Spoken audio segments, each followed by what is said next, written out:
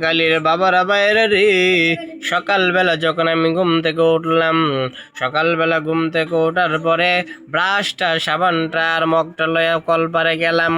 কলপারে যাইয়া আমি যখন ব্রাশ করলাম, ব্রাশ করার পরে হাত পা ধুইয়া উজু টুজু কইরা যখন ঘরে আসলাম, আসার পরে দোকানের চাবিটা লইয়া আমি দোকানে দৌড় দিলাম।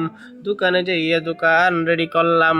আল্লাহর তৌফিক মতে দোকান রেডি করার পরে চা বসাইলাম, চায়ের পানি বসাইলাম। বেচা কেনা করার পরে সময় যখন বিকেল 4টা হয়ে গেল, আমার শাশুড়ি মা অফিস থেকে আসলো।